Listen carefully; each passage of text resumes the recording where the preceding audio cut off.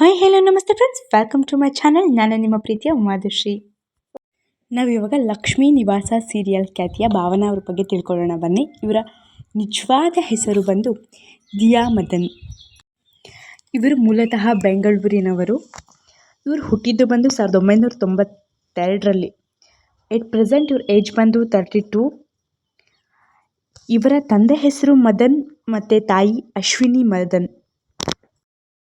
ಇವರು 21 ಏಜ್ ಇರುವಾಗಲೇ 2013ರಲ್ಲಿ ಜಿ ಕನ್ನಡದಲ್ಲಿ ಬರ್ತಿದ್ದಂತಹ ಡ್ಯಾನ್ಸ್ ಇಂಡಿಯಾ ಡ್ಯಾನ್ಸ್ ಪ್ರೋಗ್ರಾಮ್ನಲ್ಲಿ ಭಾಗವಹಿಸಿದರು ಮತ್ತು 2014ರಲ್ಲಿ ಡ್ಯಾನ್ಸಿಂಗ್ ಸ್ಟಾರ್ನಲ್ಲಿ ಭಾಗವಹಿಸಿ ಇದ್ರ ವಿನ್ನರ್ ಕೂಡ ಆದರು. ಮತ್ತು ಆವಾಗ ಇವರ ಜೋಡಿ ಸುನಾಮಿ ಕಿಟ್ಟಿಯವರಾಗಿದ್ದರು.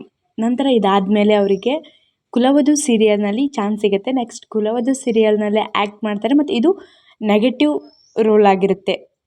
ಇದಾದಮೇಲೆ ಅವರು 2017ರ ಜೂನ್ 4ರಂದು ಇವರು ಮದುವೆ ಆಗ್ತಾರೆ.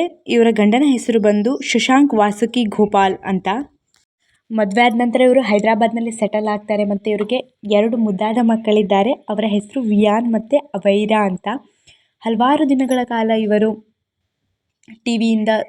ಟಿವಿ ಸೀರಿಯಲ್ ಫಿಲ್ಮ್ನಿಂದ ಸ್ವಲ್ಪ ದೂರನೇ ಇದ್ದರು.